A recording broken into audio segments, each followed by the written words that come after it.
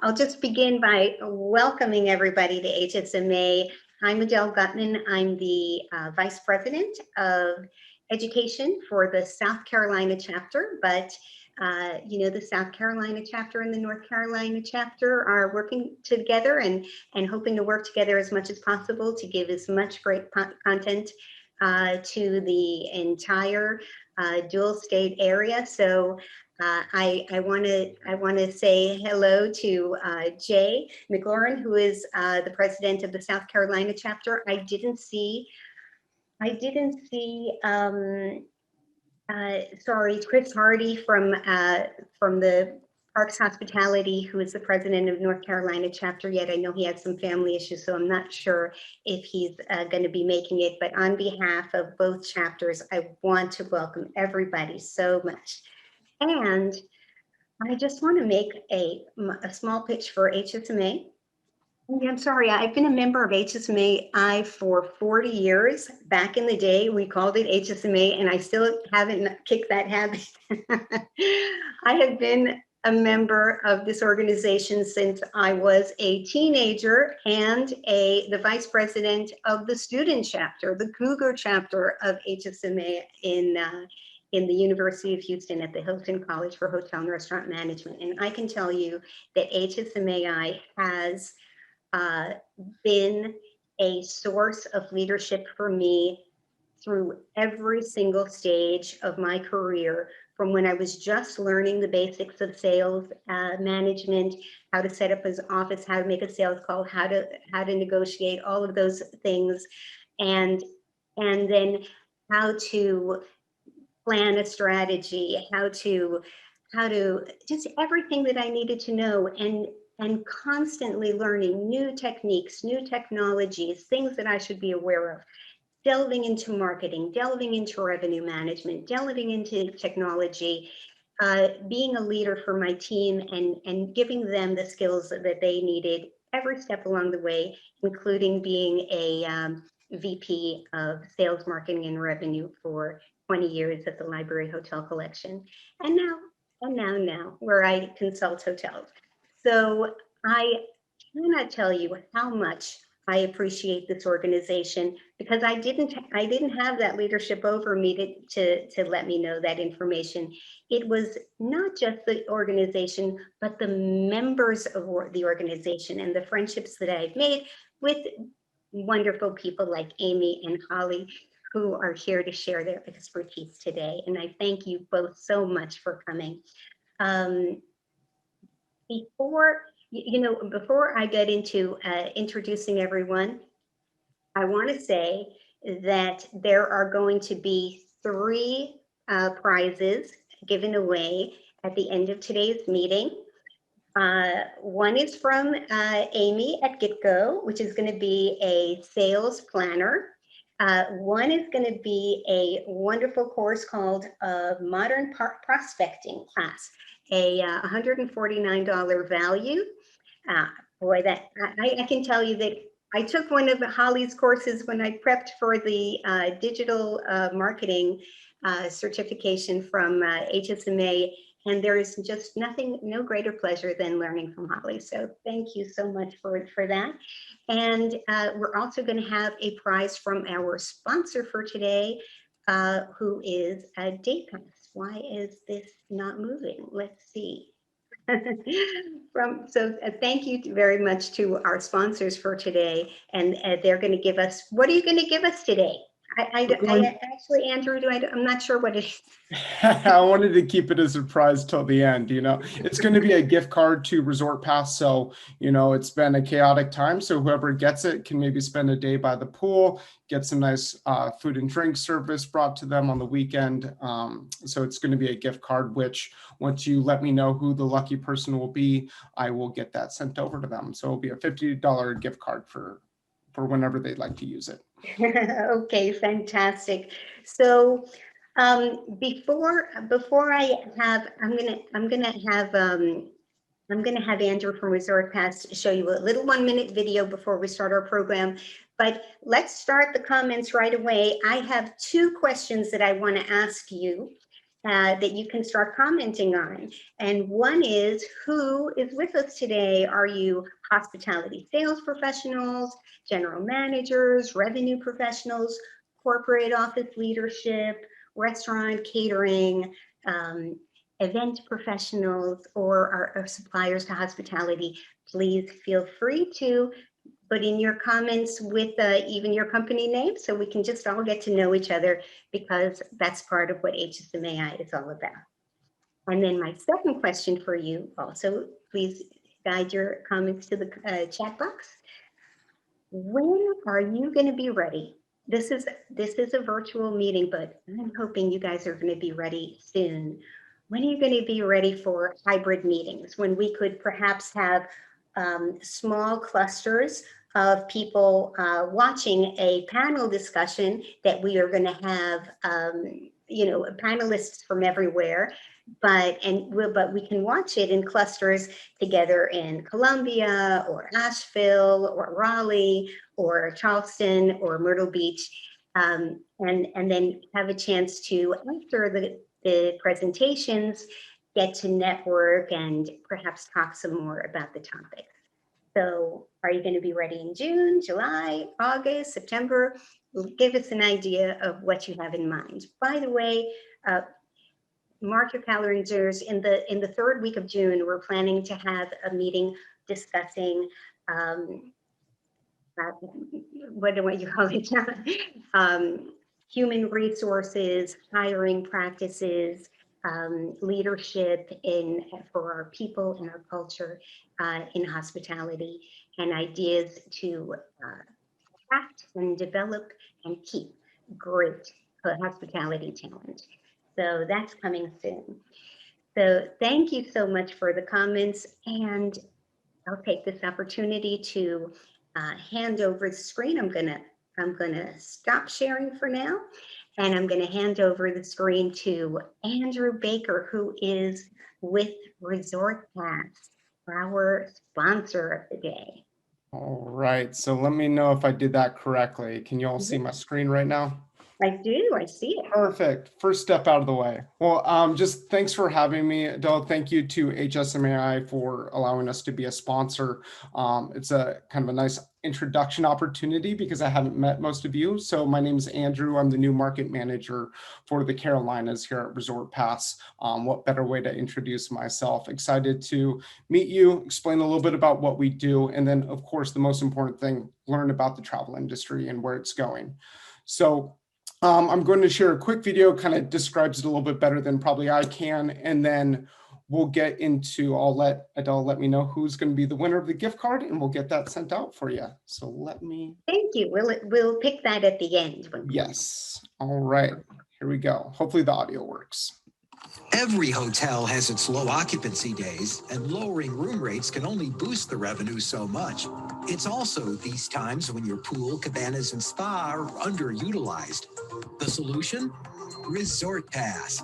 Whether you're a destination resort or a trendy downtown hotel, you can now invite guests to experience your property just for the day. Thanks to our partner portal, you control your pricing, inventory, and availability. It's easy to book online and then check in just like a hotel guest. And the result? Your pool loungers and spa are filled during off-peak times, with guests also ordering food and drinks. This new incremental revenue can generate up to $500,000 per year. Locals and visitors are happy to enjoy a daycation, and you benefit from the ancillary revenue. Resort Pass is partnered with the world's top hotel brands. Join today. All right. Let me close up. And I believe the link, if you want to learn more, it's partners.resortpass.com. Look forward to meeting all of you and talking a little bit more about how we can help. Thanks so much. Thank you so much, Andrew. You know, in addition to Resort Pass, you also have Work Pass, right? So people can rent a space to meet with other people, or just a place to work for the day, right? Yeah, just any type of experience for day use. We have people that are getting really creative with different experiences and packages that they can put together. So it's more of an experience type of opportunity rather than just necessarily a product. Yep. Fantastic. Thank you so much. Thank you. Okay, so I think first up is Amy. Is that right, Amy? Yes. Okay. It's actually Holly, but that's okay. Holly, that's great. That's great. Okay, thank you. I don't know why I thought it was going to be the other way. All right, fantastic, Holly. As I've said before, I have taken a course from Holly, and she is just the most wonderful, nurturing, kind, and clear and fun person to learn with possible. So I'm so grateful to have you here, Holly. Holly is the founder. I'm sorry, I'm going to read this. I normally don't like to read, but I just don't want to miss a single detail for these wonderful ladies who have taken the time today. Holly Zoba is the founder of Scout Simply, a training company that helps hotels find more revenue through a combination of sales and marketing technology. Holly began her career with Hospitality Partners, where she spent 10 years as the VP of Sales and Marketing. She spent several years as the Senior VP of Hospitality with Signature Worldwide Training, where she learned to execute the principles of adult learning and develop training programs for Best Western, Hilton, IHG, Smith Travel Research, and Caesars Entertainment. Prior to launching her own company, Holly became a full stack web application developer. Bravo. Holly is the past chair of the HSMAI Marketing Advisory Board and the co-author of the Certified Hotel Digital Marketing Study Guide. A frequent industry author and speaker, Holly is also the recipient of the top 25 most extraordinary minds in hospitality sales and marketing for her work in advocacy marketing. And she was obviously too modest to mention this, but she was also given an Adrian Award for being a hospitality hero during the COVID times. So I really want to applaud you for that. And thank you and welcome, Holly. Take it away. Thank you very much. Can you see my screen, Finding and Winning New Business Today? Perfectly. All right, I'm going to kick us off here, but then Amy is going to step up. So don't go away, Adele, because you are going to have to introduce Amy in a second. This is what we're going to cover today. We're going to start with Amy talking about who exactly is buying. We are really excited with some of the on-the-ground intel that Amy is going to share with you, what markets, what industries, and specifically who are making those decisions. Then I'm going to follow up with what you can do to reach out to those people and engage them and get them to buy from you.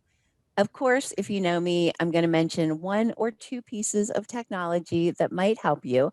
But before we get started, we would love to ask you all two questions about what your current state of being is. And we're going to use Menti to ask those questions because I always like to incorporate as much technology as possible. If you've never used it before, it's easiest if you use your phone. Otherwise, you can just use your screen. You're going to go to a browser, type in menti.com, and it's going to ask you for a code. And the code, I hope, is 56145890.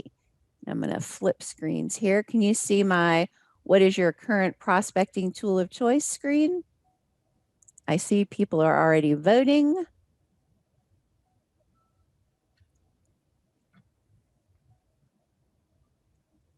Combination of phone, email, and social. So that's interesting. Email, 0 are using the phone. Social media, I'm loving that. Combination, fantastic.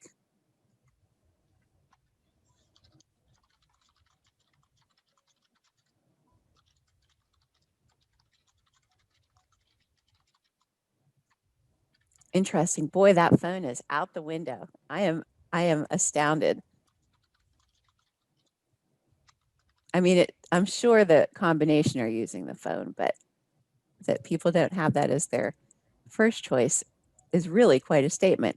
Okay, my next question for you is, sorry, I'm going backwards. How much time are you currently spending? Are you currently able to spend proactively selling your hotel? Did this question come up? Okay, good. And be honest. Wow.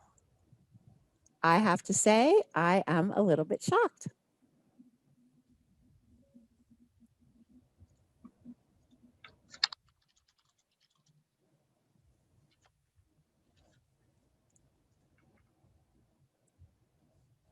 This is exciting.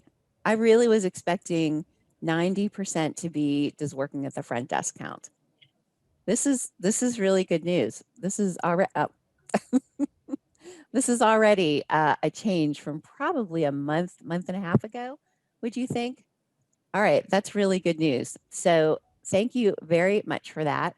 And now, Adele, I'm going to turn it back to you so that you can introduce Amy, because she's going to take over the next part. Thank you so much, Holly. Amy Infante is the CEO and founder of GitGo, a commercial strategy partner that enables B2B revenue performance for hotels providing revenue generation services, consulting, and technology. Amy cut her teeth in the industry in some of the most challenged markets right after 9/11 and after the dot-com bubble burst in San Francisco Bay Area and during the 2008 recession, helping IHG with multiple sales initiatives for their hardest hit markets across all brands. It was during and through this diversity where Amy learned the art of proactive new business development and found her unique approach to combining process systems and sales enablement tools for the art of selling. Today, GitGo partners with some of the largest chains, brands, management companies in the industry to make them more productive and to help them meet their business goals in the B2B space for group and transient business. Amy's team is located throughout the United States, is affectionately referred to as GitGoers. They are in the trenches every single day, helping hotels, management companies, and brands drive business development strategies, booking millions of revenue even in the midst of 2020. Welcome and take it away, Amy. Thank you so much, Adele. Appreciate that introduction. And I'm so excited to share with all of you some of the insights we have from inside the trenches. So as Adele mentioned, our focus is in the hospitality space. We work with lots of different customers from chain-wide to property level. And our specialty is really in the small and medium-sized companies. So that backyard business, feeder market companies, really fragmented decision makers that are hard to get a hold of and really try to understand all that they have for business. And so with that, I wanted to share with you kind of where some of these insights are coming from. So we have over 23,000 hours of conversations a year directly with hotel, guest room, and meeting space decision makers and influencers, which equates to over 500,000 conversations. And when I say conversations, we are using the phone quite a bit in combination with email and social and many of the same tactics that you all use at the property level, representing our partners. We have worked in all 50 states and partnered with hotels in 8 different countries. And we've served almost 9,000 hotels with our services. So we've combined those insights and that knowledge, and I'm really excited to share with you how we develop these insights. So our goal is to create the most ideal business profiles for our customers. And we are asking all of the questions as it pertains to their travel with hotels. So anything from just catering only, meeting space and guest room business, so groups and meetings, but also transient business. And we're collecting all of that information to really understand where the buyer is in their buying process, not just where the lead matches with the hotel, but where the buyer actually is in their entire process. And we know from our history and insights that there is a buying process that we have to start to proactively reach out to them much sooner, because the booking window that we all see when we're receiving inbound inquiries is very different than the actual buying cycle. One little tidbit that we're finding is most customers start their process 7+ months out. When we start to reach out to them, they are talking internally and having a lot of conversations around the possibilities and things that they need to really get a grasp on before they reach out to a hotel partner. And so the sooner you can connect with them, the better. And you will see those results of those actions, months out from there. So it's really important to be patient. And I know Holly is going to dive into that much deeper. I know this is an eye chart, but I wanted to share with you guys the overall landscape of what we've been seeing over the past several months. So remaining strong, the industries that we've really uncovered the most, and this is nationwide, are manufacturing, energy and utilities, construction and engineering, transportation, logistics, medical and healthcare. So a lot of the blue collar travel, essential worker, they're traveling for project-based business or critical business functions primarily. And those decision makers have been anything from administrative assistants to project managers, HR managers.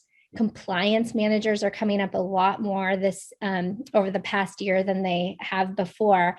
And then even some of the C-level, C-suite contacts. And so one thing that I like to point out with the small and mid-sized business space is, just like we do at the property level, they wear many hats.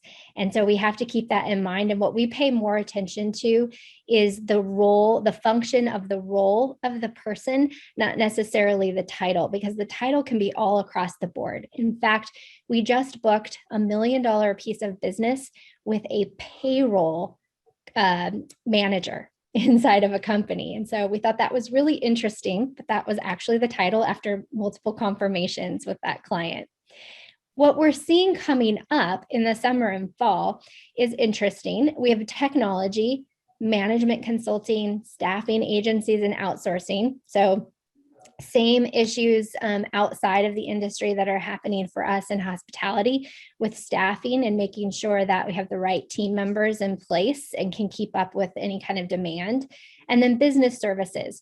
Now I'll break down what is actually entailing inside of business services here in a few slides ahead. But what's shifting is we still see a lot of project work coming up. We still see a lot of that essential travel, but we're also starting to see more client meetings and client-based, from the management consulting side, and then in-person internal meetings.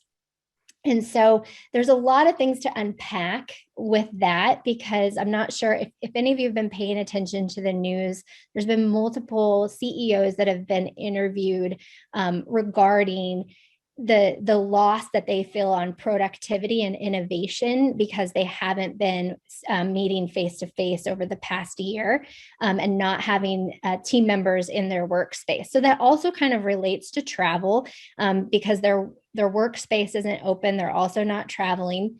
And so they're seeing that productivity decline. We've even seen companies have been mentioning things like onboarding new employees has been more challenging and difficult. So these companies are making up for some lost time and creating some in-person internal meetings as well. One thing I wanted to point out in addition, and please feel free to chat and interrupt me, Adele, if you're getting some good questions in the chat and want to speak up. About 9 months ago, so I'll back up. Not too long ago, it was probably in April, I noticed Noland had put up some insights around technology and manufacturing starting to put out RFPs, and they were seeing some action with those two industries specifically. 9 months ago at GitGo, we were working on a project where we specifically were focusing and targeting in on technology companies and manufacturing. And at that time, about 9 months ago, is when those companies were predicting the need to get out into the market again for April, May time period. So we really started to see that. It was really fun to see that validated in some data from another company as well. So that's where I'd say, pay attention to these industries here. There's also some hesitation that I have because, as you probably all are reading and hearing about, there's some volatility in the economy.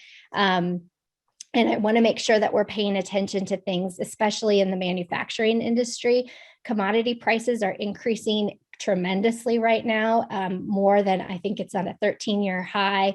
And there's a lot of things going on with the economy that makes me hesitate to say, put all your eggs in one basket. I definitely want to encourage everybody to make sure that you are diversifying your proactive approach and looking at the industries, not only that are maybe traveling today, right through the spring as this top column or top row, but also really looking and paying attention to the economy and what's going on in your market and doing that research, because I have my intuition says that there's going to be lots of shifts and changes that are going to take place over the next several months. One thing, though, that we are seeing because of the in-person meetings and the client meetings, that we really diversified the types of contacts that we're connecting with. So you still see a lot of administrative assistants, project managers, HR, compliance. But because of these meetings, we're also seeing more connections with sales managers or leaders in the sales force, operations, technology, planning. And then in the C-suite level, there's a lot more who are getting involved, from the chief financial officer, CMO, CIO. So really it's across the board when it comes to contacts. And it's really more important, I think, to pay attention again to the industries that you see making a difference in your market. So let's jump into hot locations. This is just a snapshot of total US. It was no surprise to me when we broke down the top 10 markets. These are all really large markets in the US. But what did kind of surprise me is these have been probably the most locked down markets. But this is indicating that they are traveling, possibly inside of their own market, but also highly likely outside. So what I would do is compare this list and see if you have any feeder markets from these particular markets, and then also go into those industries that we showed on the previous screen and dive into those within each of these markets.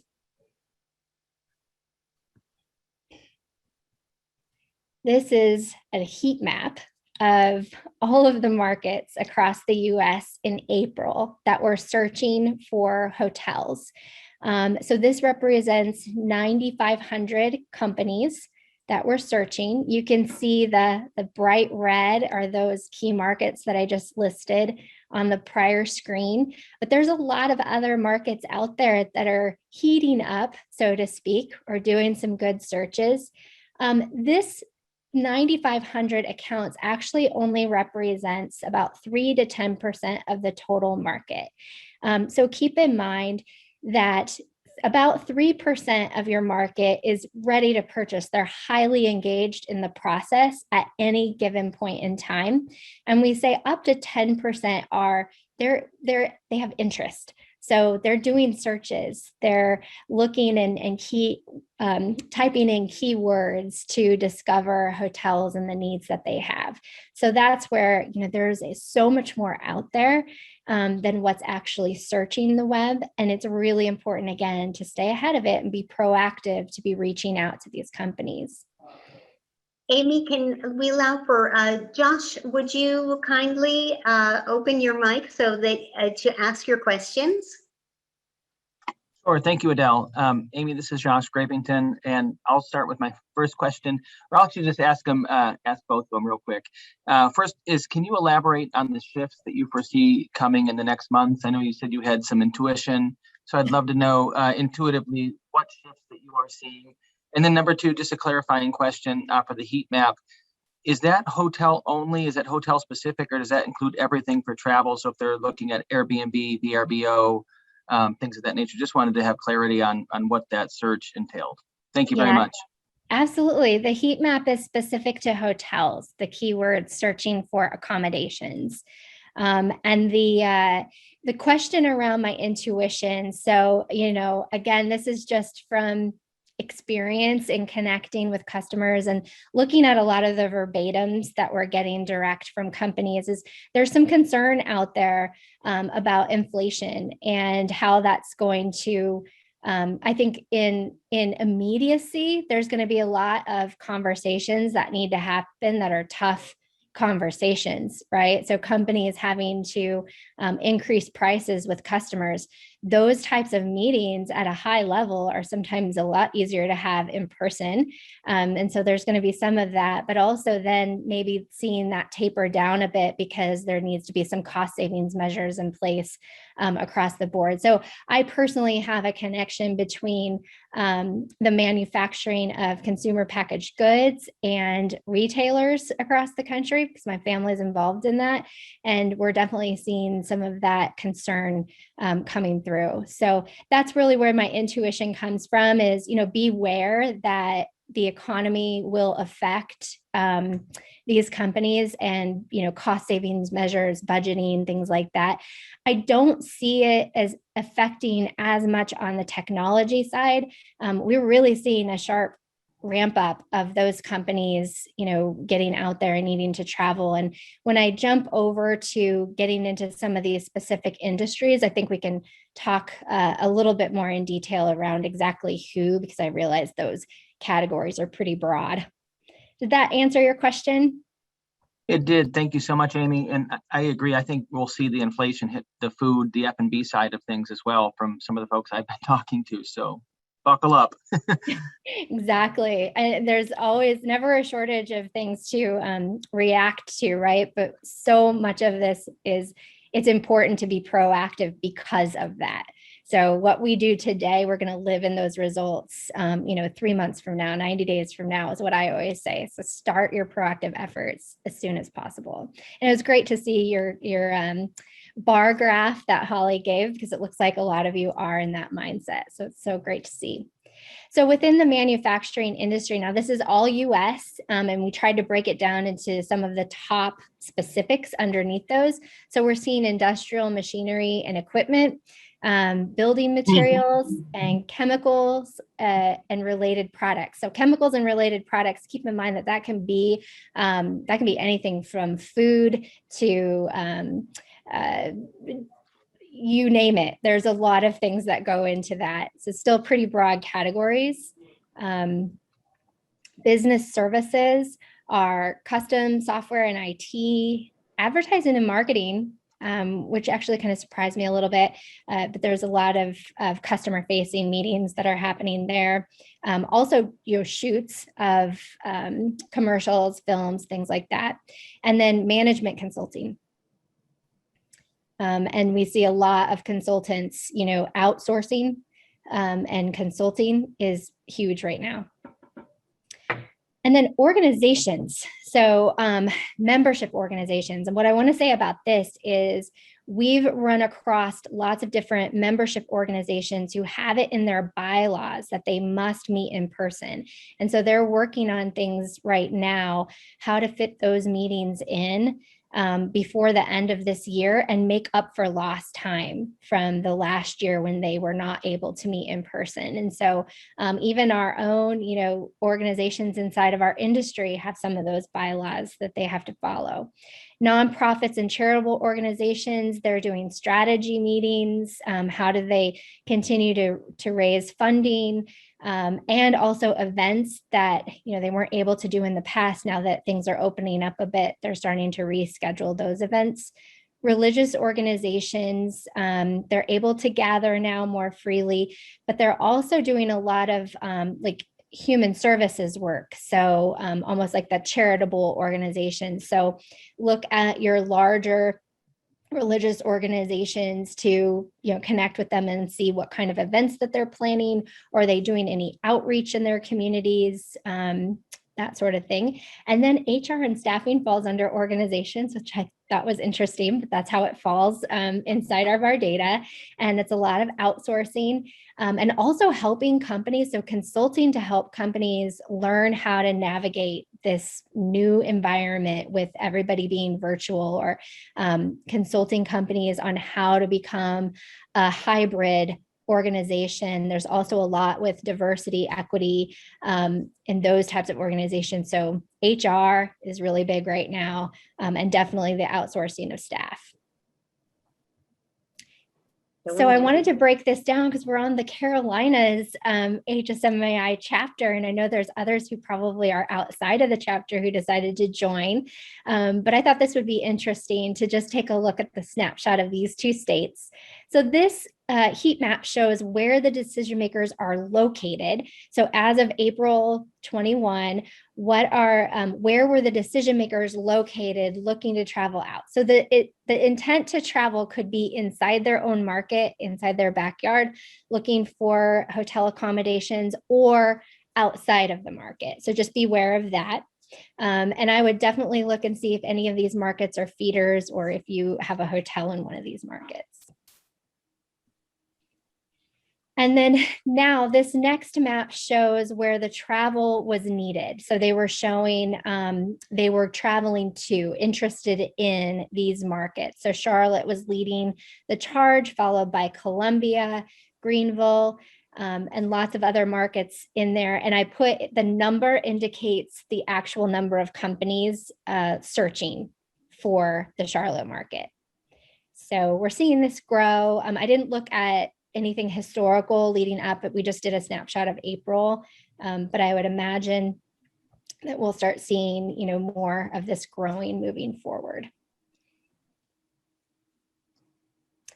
And then who are these companies? That's what you're all thinking, right? So it remains to be manufacturing, again, is one of the number one spots, one of the number one, and then followed by construction, commercial and residential, architecture, engineering and design, and then civil engineering. So look for project-based business.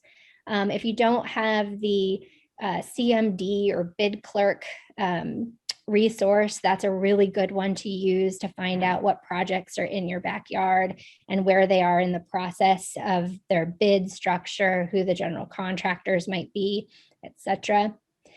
Colleges and universities are also popping up quite a bit in these in North Carolina and South Carolina, and we've got a great university systems.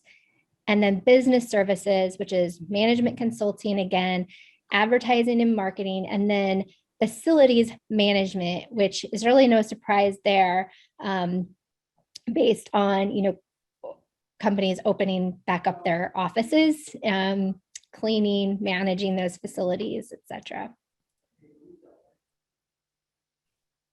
So I wanted to definitely share some hope because our team is constantly booking new business on behalf of our partners, but also obviously with all of these conversations, we're really aware that there is a lot of business out there to be had. Granted, it might be less than 2019, but there's still a lot of business. And so a couple examples of things that we've done. This is just a page on construction and engineering, just a quick 2 examples out of hundreds, okay, where we booked a construction and engineering firm. The point of contact was an administrative assistant. I also wanted to show the number of phone calls and emails that we had to make to fully qualify the business.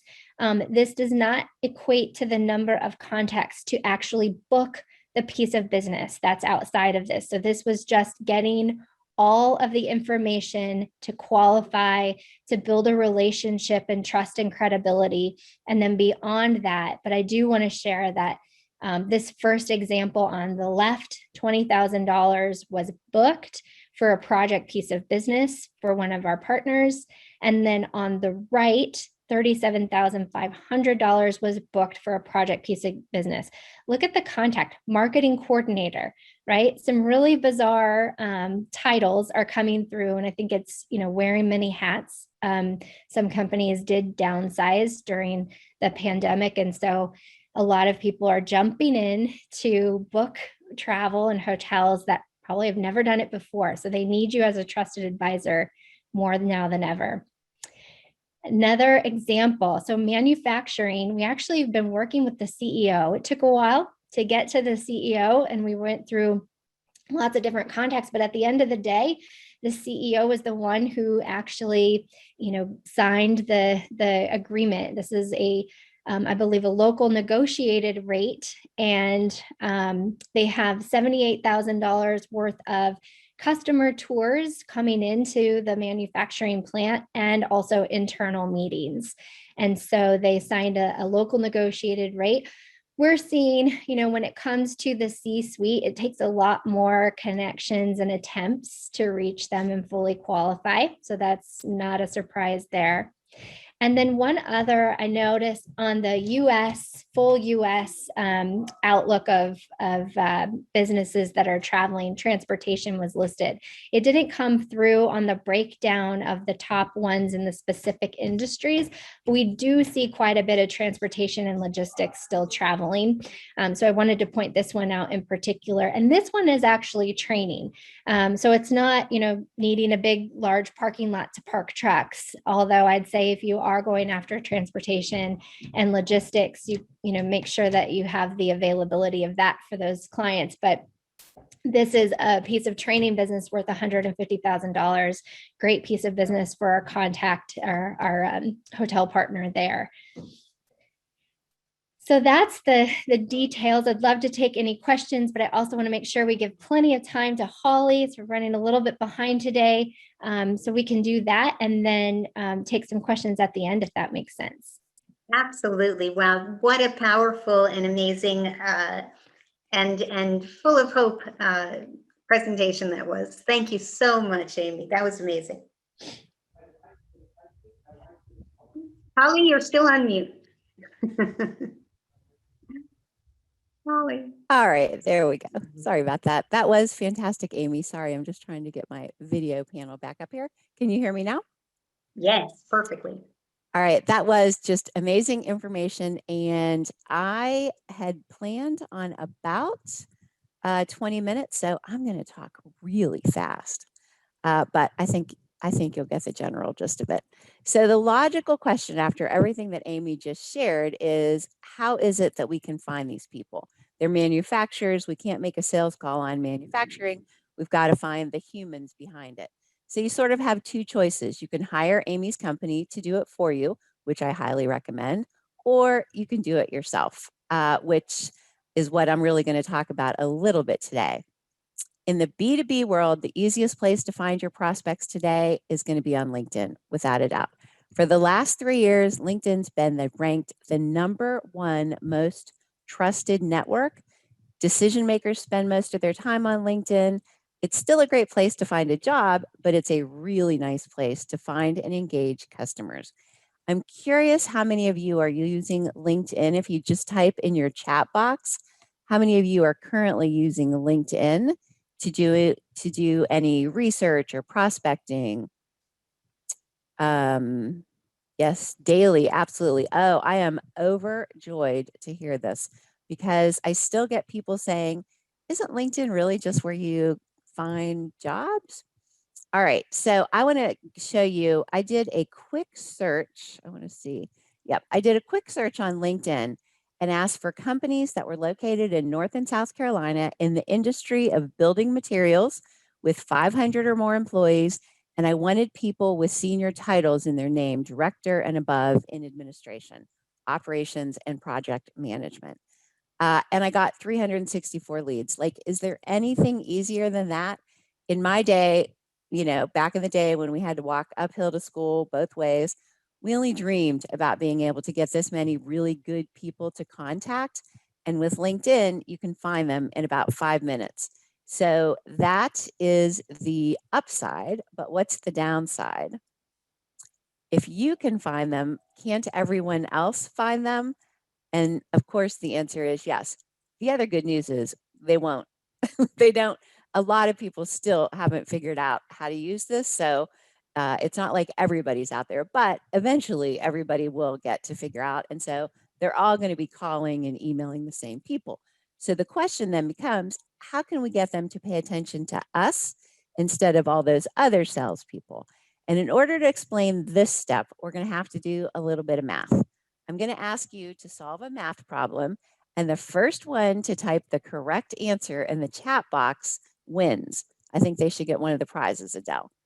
So everybody get ready because it's an easy question, but you're going to have to be fast.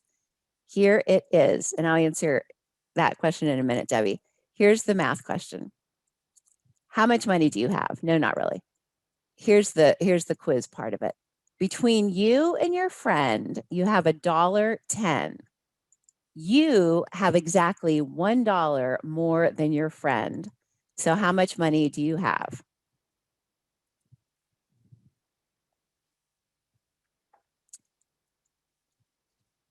$1, $1, $1, $1. Very interesting. Most of you, in fact, I think everybody is wrong. The answer is $1.05. Most people do, in fact, answer $1. So let me explain it. All right, Scott got the right answer. If you had $1, which is what everybody answered, your friend would only have 10 cents, which means that you would only have 90 cents more than your friend. And the question was, after I already told you. And the question was, you need to have $1 more.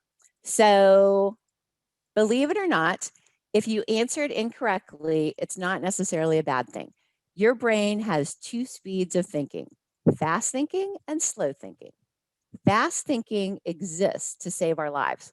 It enables us to quickly recognize danger and get out of the way. It's more instinctive and it's incredibly important. But as you can see, sometimes it can lead us in the wrong direction. It's this fast thinking that leads all of us to have biases. Slow thinking is just harder, so of course we do it less. Here's a definition of bias. It's an error in thinking that happens when people are processing information in the world around them, and it affects the decisions and the judgments that they make. It's a result of your brain's attempt to simplify information processing. That's why everybody guessed $1. It's that valuable but pesky fast thinking instincts. So why am I talking about biases, you may be wondering? Because all of our prospects have biases around salespeople. Do any of these sound familiar to you? Salespeople just don't understand me. They want to make a sale. They're just trying to sell me something. They're trying to get my money. They won't tell me everything. Feel free to add anything else that you hear in the chat box, because I'm sure that everybody hears lots of these biases. Everybody, including everybody on this call, has lots of their own biases. Here's a list and description of a handful of them, but it is not a complete list. In our salesperson example, customers might be skeptical because of a recency bias, meaning the last salesperson that they dealt with was awful. So that's stuck in their mind. So they think all salespeople are awful. It could also be a little bandwagon bias. Everyone says salespeople can't be trusted. So that bias is a little built into our customer psyches. But the good news is, if we can become a little bias savvy, we can use these biases to our advantage. We're going to explore some of those ways right now. The big deal is you're going to have to position yourself as a trusted resource if you want to stand out from the crowd of other salespeople who are trying to get the same customers. You can't position yourself as being a pesky salesperson. Our friends at Gartner Research were kind enough to figure out, and this is really what Amy was talking about, this is how our customers are spending all of their time right now. Most companies are going through this endless loop. They're identifying problems. So why are they losing money? Why are they losing share? They're exploring solutions. How can they be more profitable? How can they find new markets? They're building requirements. They're putting systems and technology in place to help make them better. And then they're selecting vendors And this whole validation and consensus building, that's happening constantly throughout the cycle. So that's what they're doing. And where are we as salespeople in this process while our customers are trying to figure out all this? If you're like many salespeople, you are way over there on the right, hoping that that phone's going to ring or that email is going to bing. And that worked pretty well in the past. And as we all know, it's not the case as much today.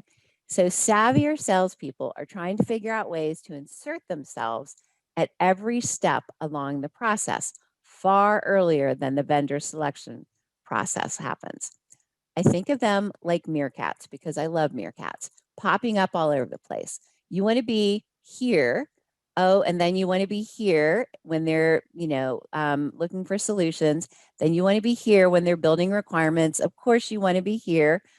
But the problem is we are not cute little meerkats. And even if we were, we still probably would get shooed out of companies.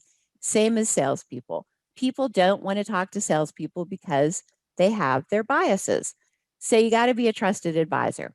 One of the key reasons we want to do this is so that we can insert ourselves into the decision-making process way earlier. By the time our customers are in the vendor selection phase, they've already made up their mind 80% of the time about who they're going to hire. So we've got to get in there way earlier. And one specific bias we can overcome is the anchor bias. If we show up early, often the anchor bias takes effect. The first piece of info we learn about a topic tends to stick with us. The second bias we can impact is called the availability heuristic. And it's as simple as, hey, I know that person. They're a good resource. It's just that familiarity. So being a trusted resource has some other advantages. It helps someone develop trust in you, in your knowledge, in your advice, in your brand, if you will. You can start to reduce the skepticism that they naturally have towards salespeople, and that's how you're going to set yourself apart from your competitors. For example, if you're part of a group that they belong to in LinkedIn, you automatically have some trusted familiarity. Finally, if you can figure out how to position yourself as a trusted resource, you will become their go-to person. And that definitely will keep you top of mind, which helps with the recency bias. The last thing you heard or what you read comes to your mind. Given our short time together, I hope I've convinced you to try to be a trusted resource, because now I want to tell you how to do it. We all know that these biases are taking place with our customers at all stages. And to position ourselves, we just need to provide some answers for our customers. So we need to do two pretty simple things. First, we need to know things. And the things that we know need to have some value to our customers.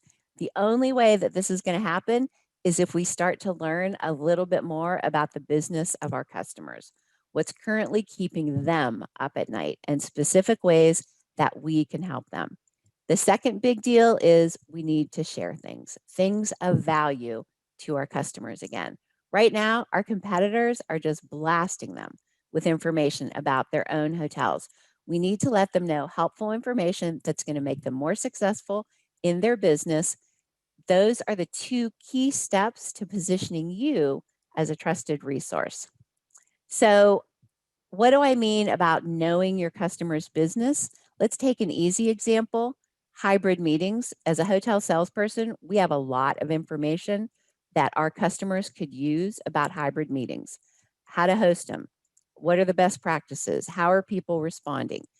But what if you are a new salesperson and you don't know about meeting planners? Or what if you have to sell to an industry like manufacturing or tech that you don't know anything about? How can we learn what matters to our customers fast? Meet SparkToro, one of my favorite tools. I'm going to give you a lightning fast tour of it, but it gives you an education on trends in any industry. So the first thing that SparkToro does is says, tell me what audience you want to learn about. So I typed in meeting planner. SparkToro scours the internet and brings you back all sorts of great information about this group. In the overview, you find out what kind of things they're talking about, what hashtags they're using, what phrases they're using. But if you scroll down a little, you're going to find out what websites they visit, what social media sites they visit. You can even find out what podcasts they listen to. It's a great way to get an education around your customers' businesses so you can start to share content that actually matters to them. This is one of my favorite parts of SparkToro because they share the hidden gems, the websites that are less obvious that your customers are visiting. I find a lot of great content to share from these sources. As an example, David Adler's the founder of BizBash. He has a great following. I did a little further digging on David, and this is what David is sharing. If I were a hotelier wanting to position myself as a trusted resource for meeting planners, I would share this content. 35 entertainment ideas to keep your attendees engaged. Sorry, I'm talking so fast, but I know we're running out of time. It really can help you with any industry, pharma. You just type in what you're looking for and it gives you fantastic results. And it's a paid service, but you get 10 free searches a month, so you can use it for free. And Debbie, to answer your earlier question, I was showing you the premium version of LinkedIn. I would sign up for a 30-day free trial and take advantage of it. Or you can do the same thing in the non-premium version of LinkedIn, but it just takes you longer. All right. Once you know things, you need to start sharing, and it's all about multiple touch points. Remember from Amy's presentation, it took between, it looked like 9 and 15 phone calls and emails to start to get some traction. This helps with those multiple touch points, and I think it's a little bit more efficient. I always recommend LinkedIn if you're a B2B salesperson. If you're B2C, you probably want to focus on Instagram, but the same concepts apply. Absolutely. Here are some examples of what I mean by sharing content. Pam Gilbert is the DOSM at the Fairmont Princess, and she does an amazing job of sharing a great blend of content. Here she's speaking to several of her target audiences, and she's sharing an article about how advances in meetings when you have remote workforces, something that everybody needs to know about. And here she's sharing content about having difficult conversations. It has nothing to do with the Fairmont. It has everything to do with what matters to her customers. She is branded very well as a trusted resource. Marletta Smith with Spire shared something about her brand about Hilton. This was something that would be of interest to almost anyone in her target audience who's worried about traveler safety. Notice in these examples, the salesperson always writes an interesting introduction. That's important. You don't want to just share the articles. You want to let people know why it's of value to them. This is what I would consider a soft sell post. Marletta is promoting the Hit the Road package that her company is offering, but she gives it a great intro by asking the questions, are you ready for a road trip? I subscribe to the 411 theory. 4 posts that educate and engage, 1 post that's a soft sell, 1 post that's a more direct sell. Don't think for a minute that I'm saying you don't have to send prospecting emails or make prospecting phone calls. I'm just suggesting that you add sharing content to this. So Adele, it is the top of the hour. I obviously have more. Can I go or shall I? Absolutely. Okay. We have most of who started with us, so All right. If you have to drop off, you're recording it, right? So you'll be able to see it. 100%. Fantastic. Okay. So this is a LinkedIn message that I got from a guy who wasn't being a pushy salesperson. He was sharing some information, and that information is what I wanted to know about. In a quick 2 sentences, he created a need for me to read this article. He's using a tactic here called FOMO, fear of missing out, which is very powerful. Customers don't understand the importance of video marketing. It made me think, wait, what if I don't understand the importance? I better take a quick look at this. I've been using this approach in my LinkedIn messaging for years. And in the early days, and by this approach, I mean sharing links to articles. And it's always worked for me, but it always kind of bugged me because I couldn't track it. So then I found Sniply. This is the second tool that you have to know about. It's a free app. I mean, there's a paid version, but I use the free part. And it helps you get the credit for the content that you're sharing. Let me show you how it works. It's amazing. Here's an example of an article that I wanted to share with my social audiences about creating buyer personas. I didn't write the article. In fact, a competitor wrote the article, but it was a really good article. It was a fantastic case study, and I knew that my potential customers would benefit from it, so I shared it. But I shared it with a Snipply link. So here it is on my Facebook page. Looks like a regular share, right? But when you click to the article, a little pop-up of me shows up, and I can give you a direct message. In this case, I say, learn to create your own buyer persona here. See me at the bottom there? I circled me in red. And then I provide a second link that takes you to a landing page on my own website about building a buyer persona. Handy, right? You're sharing valuable resources for your audience, but you're also able to lead them to your own product. But wait, there's more that Snipply does. It tracks everything. It's very similar to Bitly, but it has the added value of the pop-up. It tells you how many people clicked on the article that you shared, but it also tells you how many people click through to your website. This information is really valuable for you. You learn fast what resonates with your audience and what falls flat, but you also learn what information drives them to want to learn more from you. It's a free tool. It's easy to use.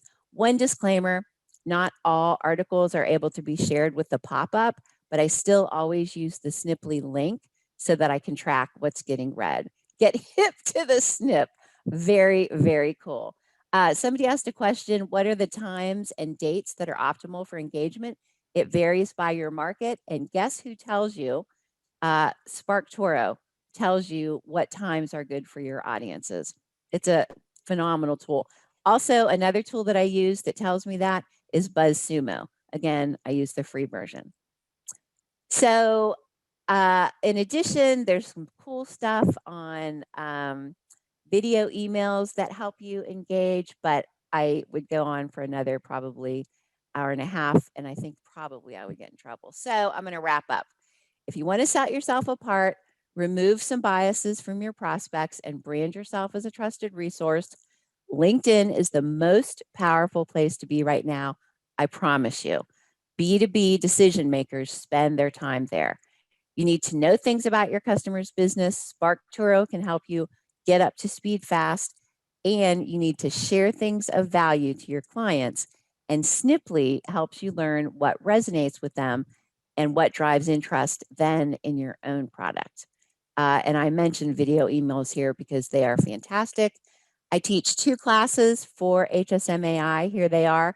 Most of the material that I presented today comes from the Digital Sales Essentials class.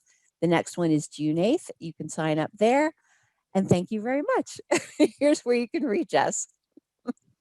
Thank you so much, Holly and Amy. That was absolutely amazing. Thank you, Andrew and Resort Pass, for sponsoring our event today.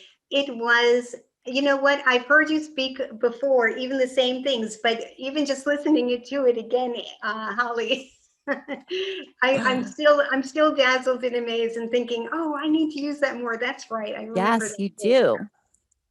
It's so good. It's so good.